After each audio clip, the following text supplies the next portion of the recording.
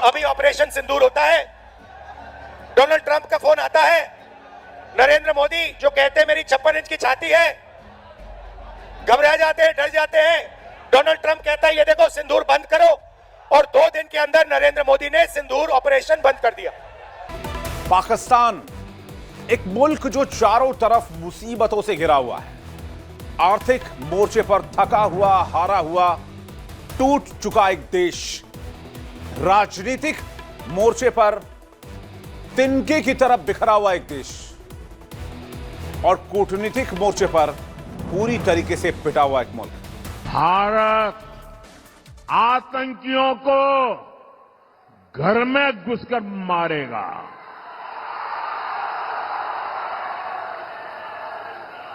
हाल में ही ऑपरेशन सिंदूर हुआ।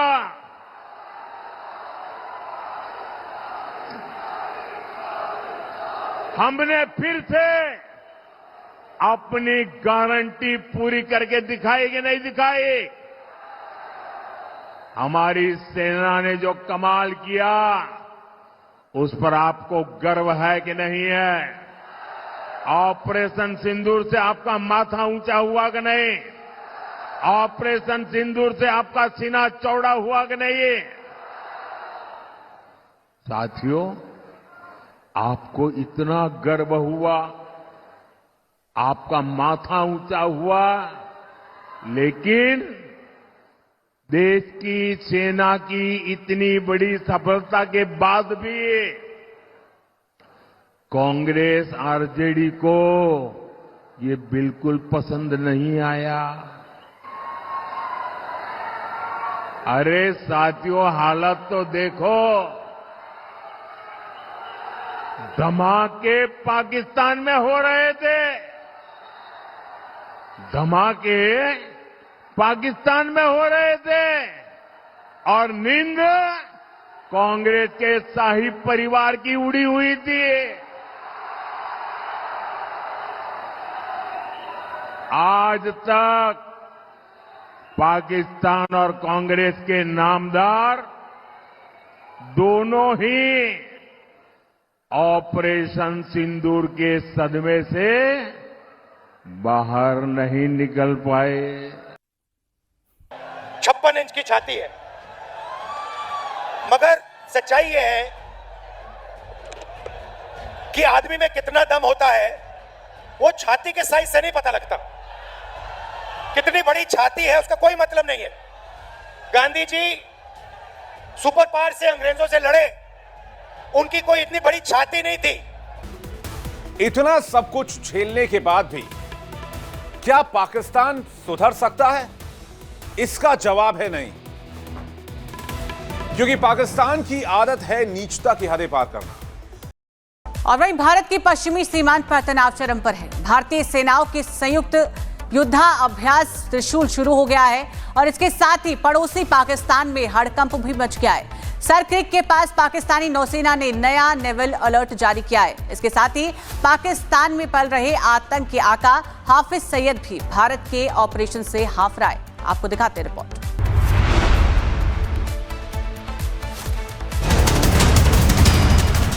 भारत में 30 अक्टूबर से शुरू हुए त्रिशूल एक्सरसाइज में अपनी तीनों सेनाओं की ताकत का जबरदस्त प्रदर्शन किया है।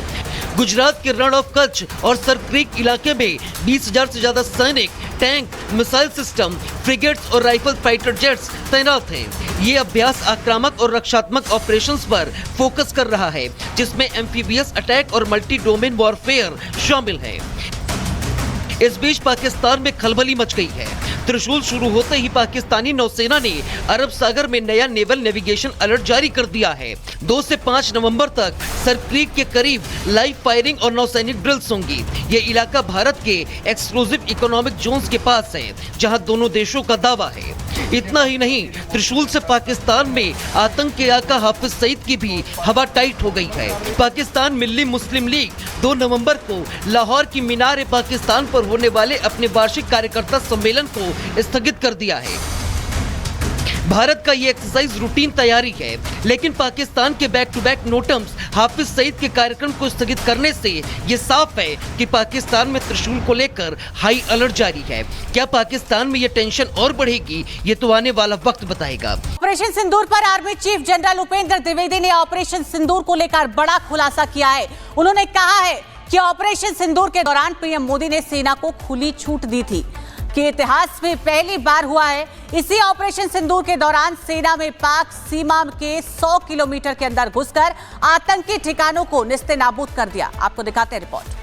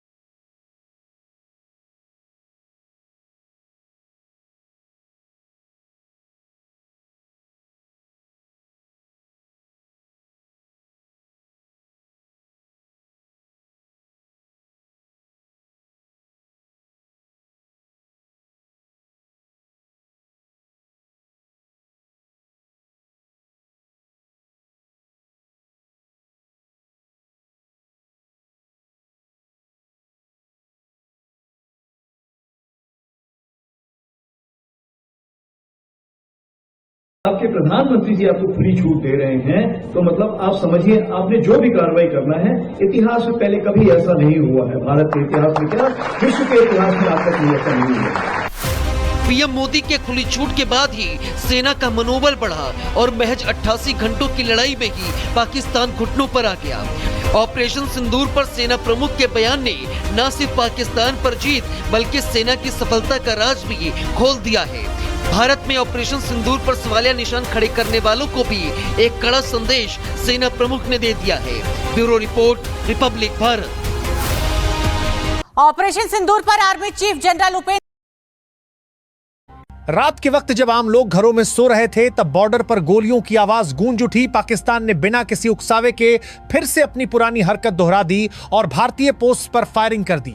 पर इस बार कहानी कुछ और थी। इस बार भारत ने तुरंत एक्शन लेने का प्लान पहले ही बना कर रखा था।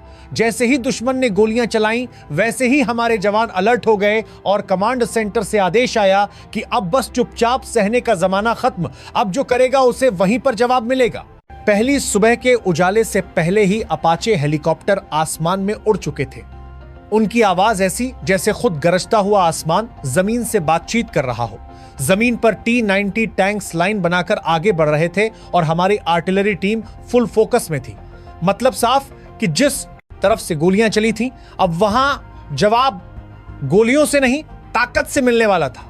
और जो कोई भी भारत की सीमा की तरफ आंख उठाकर देखेगा, उसे वहीं पर समझ आ जाएगा कि यह देश कब क्या कर सकता है। भारत की एयरफोर्स भी तब से रेडी मोड पर है। सुखोई और राफेल को बस इशारा चाहिए और टेक ऑफ का इंतजार है। और आप जानते ही हैं कि जब इनके इंजनों की आवाज आसमान में गूंजती है, तब पाकिस्तान की पूरी आर्मी को नींद गायब हो जाती है। जैसे ही हमारे जेट्स रनवे पर तैयार होते दिखे, वैसे ही पाकिस्तान के कैंप में हलचल मच गई। वहां के नेता अचानक शांति शांति चिल्लाने लगे कि हमें लड़ाई नहीं चाहिए। अरे जब हरकत कर रहे थे तब शांति याद नहीं आई, अब भारत तैयार दिखा तो शांति की बात करने लगे। लोग पूछ रहे हैं कि पाकिस्तान बार बार ऐसा क्यों करता है, तो जवाब आसान है। वहां की अर्थव्यवस्था ताश के पत्तों की तरह हिल रही है, आम जनता परेशान है और महंगाई आसमान को छू रही है। तो उनका तरीका क्या होता है? अपने लोगों का ध्यान हटाओ और बॉर्डर पर गोलीबारी करो ताकि लोग डर जाएं और सरकार को गलतियां छुपाने का मौका मिल जाए। पर इस बार उन्हें समझ आ गया कि यह तरीका अब काम नहीं करेगा, क्योंकि भारत ने पहले ही क्लियर कर दिया है कि अगर यहां एक गोली दागी तो वहां 20 धमाके सुनाई देंगे। आज बॉर्डर पर जो माहौल है, उसमें हमारे जवान जमीन पर हैं, हमारी आर्टिलरी पहाड़ों पर तैनात है, हमारी एयरफोर्स हवा में गश्त कर रही है और हमारी नेवी समुद्र में पूरी तैयारी के साथ मौजूद है। मतलब कोई भी मोर्चा कमजोर नहीं है और दुनिया की नजरें भी इस वक्त यहीं पर टिकी हैं। अमेरिका से लेकर फ्रांस तक और रूस से लेकर जापान तक हर जगह चर्चा है कि भारत ने पाकिस्तान को साफ संदेश दे दिया है कि सीमा पर अगर कोई गलत हरकत की तो नतीजे सोच से भी ज्यादा भयानक होंगे। पाकिस्तान ये भूल जाता है कि भारत सिर्फ सैन्य ताकत से ही नहीं बल्कि मनोबल से भी मजबूत है। हमारे जवान ऐसी जगहों पर खड़े रहते हैं जहां इंसान चल भी नहीं सकता, वहां बर्फ जम जाती है, सांस लेना भी मुश्किल होता है, पर जवान खड़े रहते हैं। और आज जब फायरिंग शुरू हुई तब यही जवान सबसे पहले अलर्ट हुए और उन्होंने गन उठाकर सीना तानकर जवाब दिया।